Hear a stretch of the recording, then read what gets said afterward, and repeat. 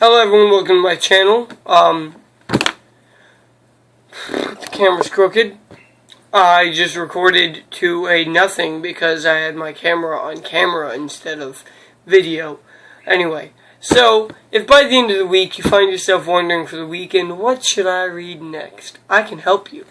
So once again, I've got two different books from two different series, one from a long series, one from a short. So depending what kind of reader you are, what you might fall into one of these categories. Now, the first book I'm going to tell you about, I haven't read in a long time. Last time I read it was probably around middle school, so it's been a while. So I don't remember too much about it, but I do remember quite a bit. It's Rune Marks by Joanne Harris, if you can't see the name. This book is basically about a young girl named Maddie and goblins, and she finds goblins. Oh shoot, it's all coming back to me. Goblins are running around, but no one really knows about them anymore because they hide themselves. And she can see them, and also the rune marks, which are ancient Nordic runes. Like, I can't remember any of the names off the top of my head. But, you see them more and more often lately, which is kind of interesting. But they're ancient Nordic runes, and she sees them, and she can manipulate, like, draw them to make things happen. And she has to go under this hill, and she knows a guy named One Eye who teaches her, and it's really interesting. You learn stuff about runes. It's a good story.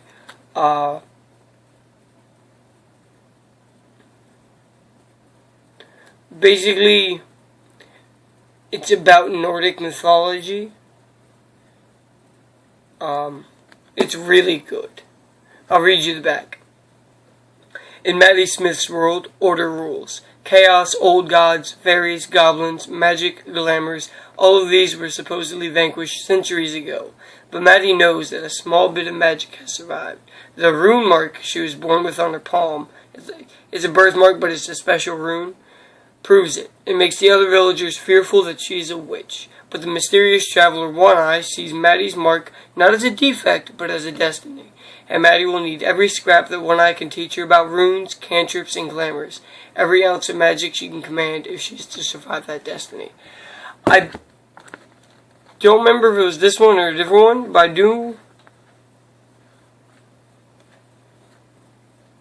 Yeah, it's a really, really good book, and I suggest that you read it. Like I said, there's only two books. It's a good size, but there's only two. It's been quite a while. Oh, only 3 minutes. Okay, now the second book is from a long series, and is one of my favorite series ever.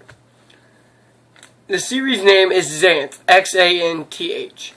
The first book is A Spell for Chameleon. Here is the map. This is a very basic map because I think this is this is the first book of the series, but I may be wrong. Bollocks. I believe, yeah.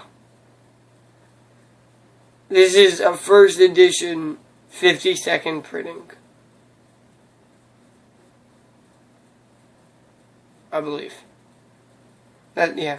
This is from 1977. It's an older book. Anyway, so, in the land of Xanth, which looks like this. What's that look like? The map does get better later on. But in the land of Xanth, everyone is born with one magical talent. Now, it varies from spot on the wall. I can't remember the exact words, but they use a scale that goes from spot on the wall to sorcerer. And a spot on the wall power can be literally, you can make a spot appear on the wall. You can make fart noises appear out of random people's butts. You can do whatever. And then they've got skills ranging in the middle, like you can make a sword appear in thin air. What's another mediocre talent? You can find, you can sit there and think of something, and then your body will, one guy, he spins, and wherever he's pointing is where the item is. And then there's sorcerer or magician talents. And if you're a magician, which is like the highest power, you have this great, one magician can control the weather. One magician can change people's shapes. It's that kind of thing. But you only have one power. So if you make a spot on the wall appear, you can't do something else. So it's kind of cool. And everything's puns. A watermelon is a melon made of water.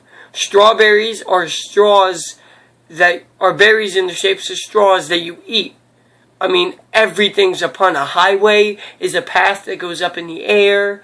What's another big pun? They've got a hot foot. Hot potatoes are actually potatoes that are hot. A couch potato is a potato you sit in because it's a chair. I mean, it's full of puns. It's hilarious. I love it. But, it's a very long series. I have a shelf right now. It's not too big because I just started actually buying Xanth novels. But I probably have 1, 2, 3, 4, 5, 6, 7, 8, 9, 10, 12 Xanth books with me, and I don't even have more. Like, I have less than half. I probably have a quarter. I mean, the series is huge, but it's in my rabbit's here. Hi, Bugs. I'm gonna be right back.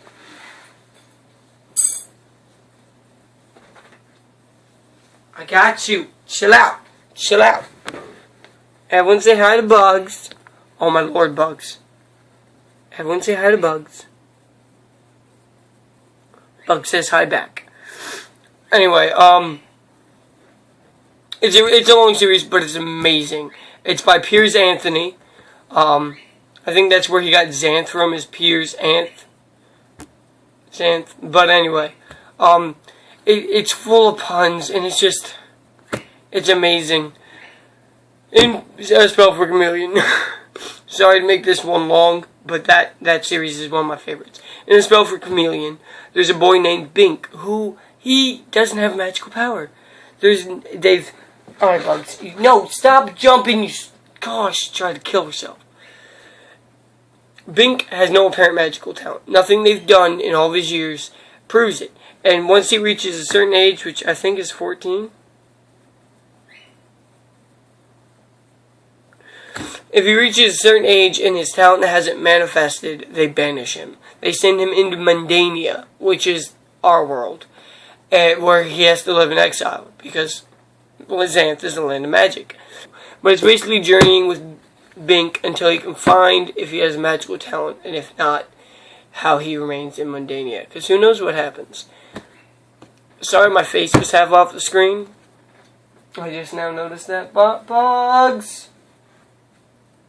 She ran away. That's all for today. I hope you enjoy. Just like last time, if you read one of these books and you enjoy them or hate them or whatever, I don't care which, please shoot me a message, comment, be like, yo, that book sucked, balls, why would you ever read it? Or, hey man, I really liked that book, it was really funny or cool or interesting, or I learned something, whatever is the case. I'd love to hear your feedback. So, stay safe and have a wonderful day, guys.